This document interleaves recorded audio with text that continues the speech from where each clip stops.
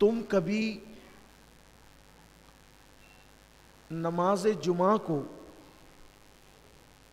اور غسل جمعہ کو ترک مت کرنا. اپنی پوری زندگی میں چاہے جو ہو جائے کوشش کرنا کہ تم سے کبھی جمعہ کی نماز اور جمعہ کا غسل یہ ترک نہ ہو. بلکہ اللہ کے رسول صلی اللہ علیہ وآلہ وسلم نے یہاں تک فرمایا کہ بلا وجہ صرف سستی اور کاہلی کی وجہ سے اگر کوئی جمعہ کی نماز چھوڑ دیتا ہے، نماز جمعہ ترک کر دیتا ہے، تو گویا کہ وہ اپنے گلے سے اسلام کا پٹا اتار کر پھینک دیتا ہے. اس لیے جمعہ کی نماز کبھی ترک نہیں کرنا. آج کل دیکھنے میں یہ آ رہا ہے کہ چھوٹی چھوٹی بیماریوں کی وجہ سے بھی لوگ نماز جمعہ چھوڑ دیتے ہیں. میں تو بیمار ہوں، بیمار کے لیے نماز نہیں ہے. اول تو نماز مرے دم تک ہے. اگر ہم کھڑے ہو کر نماز نہیں پڑھ سکتے تو بیٹھ کے پڑھیں، بیٹھ کے نہیں پڑھ سکتے تو لیٹ کر پڑھیں. لیٹ کر بھی اگر ہمیں پڑھنے میں کوئی دقت ہے تو یہ جو آنکھ کی پلکیں ہیں اس کے اشارے سے پڑھیں.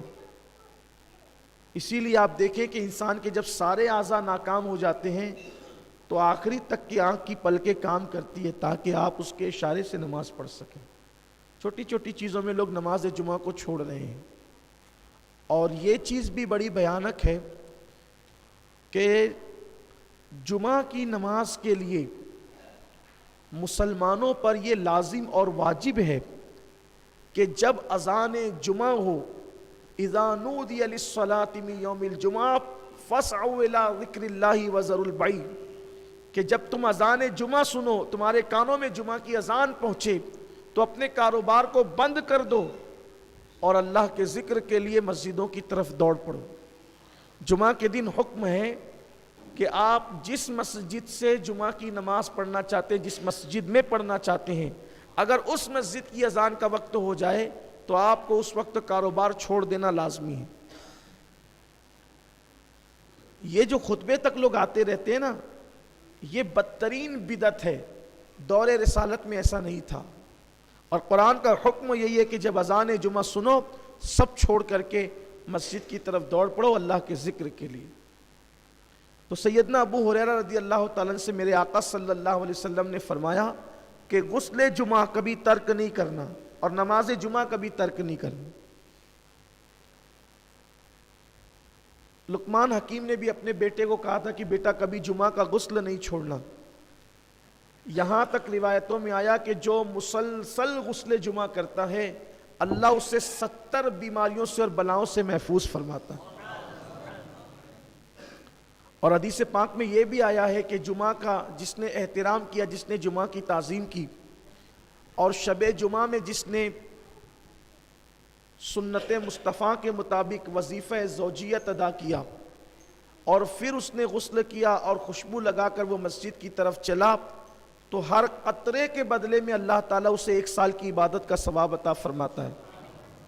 اور جب وہ مسجد میں آیا اور لوگوں کی کاندھوں کو اس نے نہیں پھلانگا، حدیث پاک ہے کہ مسجد میں آیا لوگوں کے کاندھوں کو نہیں پھلانگا.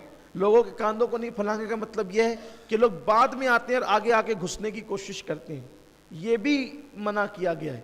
بلکہ اللہ کے رسول صلی اللہ علیہ وآلہ وسلم نے سیدنا ابو ہریرہ سے ایک دن فرمایا، اے ابو ہریرہ کیا تم نے جمعہ کی نماز نہیں پڑھی؟ حضرت ابو ہریرہ نے عرض کی یا رسول اللہ میرے ماں باپ آپ پہ قربان، میں نے تو جمعہ آپ کی اقتدا میں آپ کے پیچھے پڑھا ہے. پھر سرکار علیہ السلام نے فرمایا ابو ہریرہ کیا تم نے جمعہ کی نماز نہیں پڑھی؟ پھر عرض کی حضور میں نے تو آپ کی اقتدا میں جمعہ پڑھی. پھر اللہ کے رسول صلی اللہ علیہ وآلہ وسلم نے فرمایا اے ابو ہریرہ کیا تم نے جمعہ کی نماز نہیں پڑھی؟ تو پھر ان کو احساس ہو گیا کہ یا رسول اللہ صلی اللہ علیہ وآلہ وسلم میں تو آپ کی اقتدا میں نے جمعہ پڑھی. تو سرکار نے فرمایا کہ تم بعد میں آئے تھے اور تم صفوں کو چیرتے ہوئے آگے آ رہے تھے. جو ایسا کرتا ہے گویا وہ جہنم کی آگ کو پھلانگتا ہے. صفوں کو چیر کر آنے والا گویا کہ جہنم کی آگ کو پھلانگتا ہے. تو جو جمعہ کی برکت ہے، نماز جمعہ کی برکت ہے، تو صفوں کو چیر کر اور پھلانگ کر آنے والوں کے لیے ڈر ہے، خدشہ ہے کہ کہیں وہ جمعہ کی برکتوں سے محروم نہ ہو جائیں۔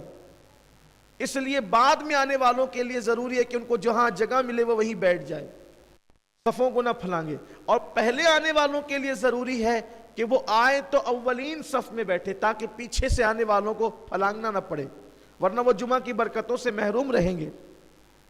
لوگ جو ہے وہ آتے ہیں پیچھے بیٹھتے ہیں، اپنی سہولت سے بیٹھتے ہیں، دیوار کا ٹیک لگا کر کے بیٹھتے ہیں، لوگوں کی پوزیشن یہ ہوتی ہے۔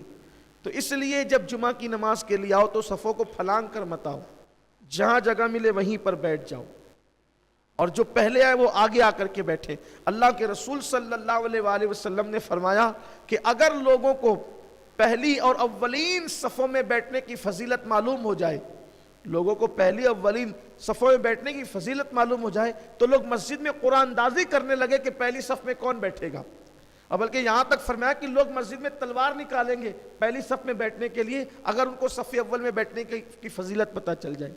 لیکن یہاں تو حال ایسا ہی ہے کہ لوگ مسجدوں کے اندر اپنی طرز پر آتے ہیں، اپنی طرز پر بیٹھتے ہیں۔ اولین بیٹھو، بلکہ جب خدا کی رحمت اترتی ہے نماز کے اندر، نماز با جماعت میں، تو پہلے وہ امام پر اترتی۔ سب سے پہلے اللہ کی رحمت حالت نماز میں جو اترتی وہ امام پر اترتی ہے، پھر جو صف امام کے قریب ہوتی ہے اس پر اترتی، پھر جو اس صف سے قریب ہوتی ہے اس پر اترتی، پھر جو اس کے قریب ہوتی ہے اس پر اترتی، یعنی الگ ترتیب۔ اسی لیے صف اول میں نماز پڑھنا یا اولین صفوں میں نماز پڑھنا یہ بہت برکت